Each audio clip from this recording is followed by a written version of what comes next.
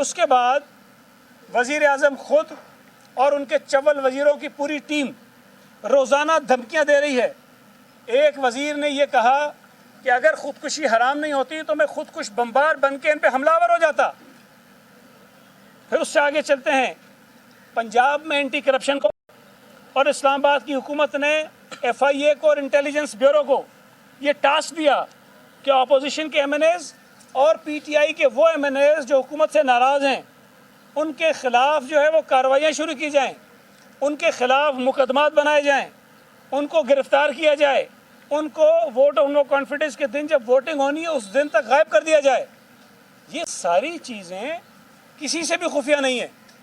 یہ سارے اقدامات حکومت کر رہی تھی اور ان حالات میں بہت سارے MNAs نے یہ محسوس کیا کہ وہ اپنے آپ کو پارلیمنٹ لاجز میں غیر محفوظ سمجھتے ہیں. اور یہ صرف PTI کے MNAs نہیں ہیں. میں نے آپ کو پہلے بتایا کہ پیپلز پارٹی کے MNAs اور PMLN کے MNAs وہ بھی سندھ ہاؤس میں رہ رہے ہیں. مجھ سے ایک آدھ دن پہلے بھی سوال ہوا تھا. میں نے صرف یہ کہا کہ PTI پیپلز پارٹی اور PMLN کے جو MNAs ہیں وہ ٹھہرے ہوئے. اس کی وجہ یہ تھی کہ مجھے یہ حق نہیں پہنچتا کہ PTI کے جو MNAs وہاں ٹھہرے ہوئے ہیں میں ان کی اجازت کے بغیر اس بات کو جا کے پبلک کروں کہ وہ وہاں ٹھہرے ہوئے ہیں. آج انہوں نے خود فیصلہ کیا کہ جی میڈیا کے لوگوں کو انہوں نے بلایا اور ان سے بات چیت کی اور ان کو انٹرویوز دیے, انہوں نے سارا ماحول دیکھا. تو آج یہ بات میں کہہ سکتا ہوں, میں تسلیم کر سکتا ہوں کہ وہاں PTI کے MNAs تھے. ایک بات میں نے آپ کے سامنے اور کہی تھی اسی جگہ پر کہ اگر اتحادی جو ہیں PTI کے وہ ہمارے ساتھ نہ بھی آئیں تب بھی عمران کا جانا ٹھہر گیا ہے. نمبرز ہمارے پاس پورے ہیں. میں ابھی آپ کو ایک اور بات بتا رہا ہوں کہ جو PTI کے ارکان قومی اسمبلی سندھ ہاؤس میں ہیں یا کہیں اور ہیں جو اپنی مرضی سے مختلف مقامات پر ٹھہرے ہوئے ہوں گے, ان کے علاوہ وہ MNAs جو آج PTI کے کیمپ میں آپ کو نظر آ رہے ہیں, انشاءاللہ تعالی جس دن قومی اسمبلی کا اجلاس ہوگا ان میں سے بھی ارکان کی بہت بڑی تعداد جو ہے وہ عمران خان کے خلاف جو ہے وہ ووٹ ڈالے گی. آج میں نے ٹی وی پر دیکھا ابھی کچھ دیر پہلے گورنر سندھ عامر لیاقت کے گھر پہ گئے, اپنے ساتھ پورا وہ چول جو MPAs ہیں وہ پورے کا پورا ٹبر اپنے ساتھ لے کے گئے. گھنٹوں تک عامر لیاقت کی منت ترلیں کی. اس کے بعد جب میڈیا کے سامنے آئے تو عامر لیاقت کی تعریف میں زمین و آسمان ایک کر دیے اور پتہ نہیں کیا کیا کچھ کہا انہوں نے. اور پھر جب عامر لیاقت سے میڈیا نے پوچھا اس نے کہا میں تو نیوٹرل ہوں اور میں جب ووٹ ڈالنے کا وقت آئے گا تب میں فیصلہ کروں گا کہ مجھے کیا کرنا ہے. اس کا مطلب یہ کہ عامر لیاقت نے جو اپنے گھر پہ بیٹھا ہوا ہے جس سے گورنر سندھ نے ملاقات کی ہے اس نے بھی یہ نہیں کہا واضح طور پر کہ وہ عمران خان کے ساتھ ہے. یہ ایک آدمی میں آپ کو بتا رہا ہوں. آپ اور بے شمار MNAs ہیں جو کسی خوف سے, کسی ڈر سے, کسی پریشانی سے یا جو یہ تہمتیں لگاتے ہیں لوگوں کے اوپر کہ کروڑوں روپے لے لیے ہیں اور پتہ نہیں کیا کیا مختلف قسم کے الزام لگاتے ہیں, اس کی وجہ سے شاید وہ اس وقت بات نہیں کر رہے ہوں گے, سامنے نہیں آ رہے ہوں گے. لیکن یہ میں آپ کو بتا رہا ہوں, میری پہلی والی بات بھی درست ثابت ہوئی, آج والی بات دوبارہ کہہ رہا ہوں کہ جو ممبرز PTI کے کیمپ میں بیٹھے ہوئے ہیں ان میں سے بھی لوگ PTI کے ساتھ نہیں ہیں. میں نے پہلے کہا تھا, دوبارہ دوہرا رہا ہوں کہ اگر تو اس کابینہ کو جو عمران خان کی کابینہ ہے اس کو کہہ دیا جائے نا کہ کابینہ یہی ہوگی, صرف وزیر اعظم نے جانا ہے, یہ سب کے سب عمران خان کے خلاف ووٹ ڈالیں گے.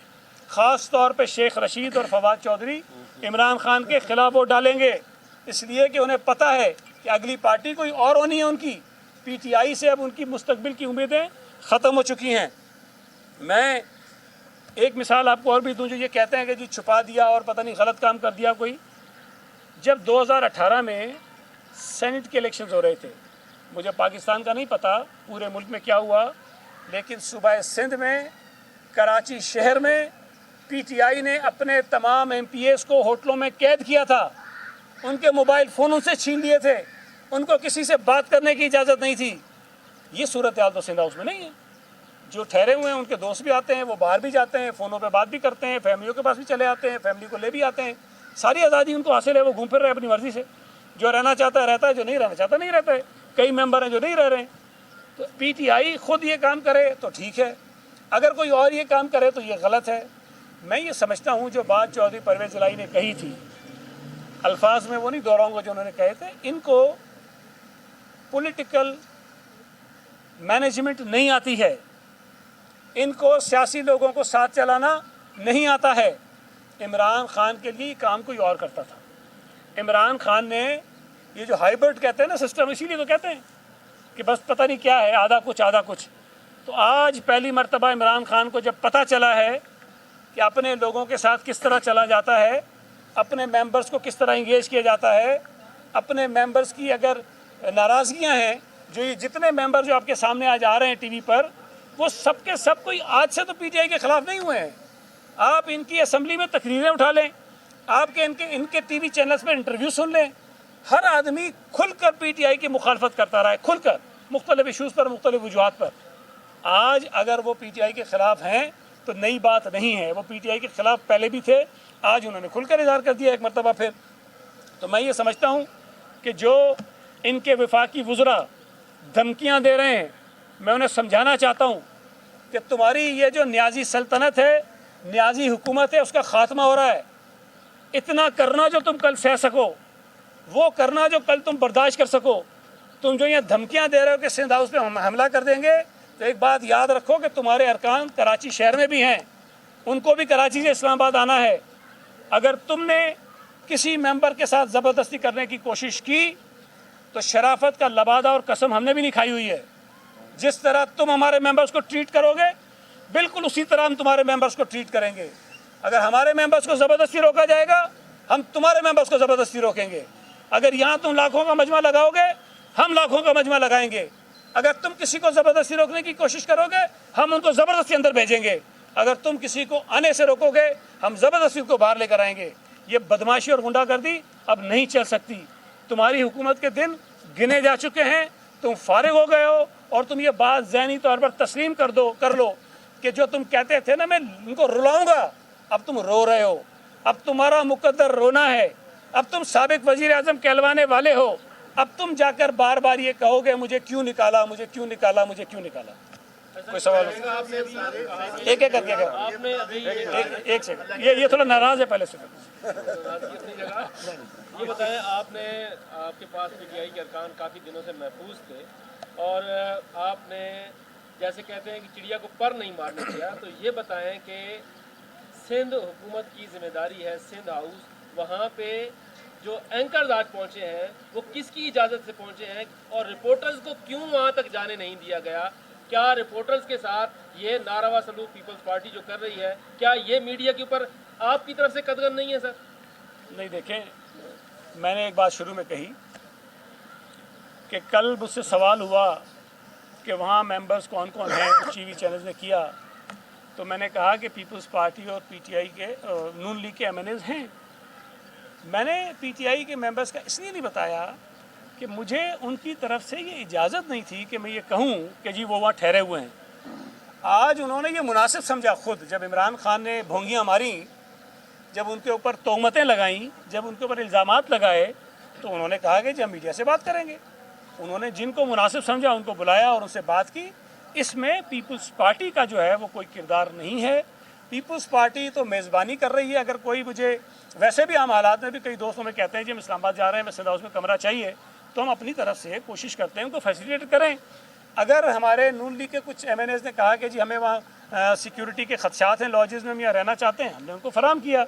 और अगर कुछ मेंबर्स कहें कि जी पीटीआई के भी कहें कि जी हमें जगह दे दें, हम यहाँ सेफ महसूस करेंगे, तो हमने उनको रखा। लेकिन जब तक वो मीडिया से खुद बात नहीं करना चाहते थे, जब तक वो खुद सामने नहीं आना चाहते थे, हमने कोई ज़ोर ज़बरदस्ती उनके साथ नहीं की। ये उनका इख्तियार था जिसको उन्होंने इस्तेमाल किया।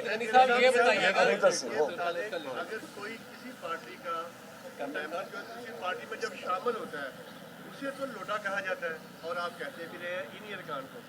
अब कोई इलेक्टेड उसी जमात में चला जाए, इलेक्टेड, उसको क्या नाम देना चाहिए?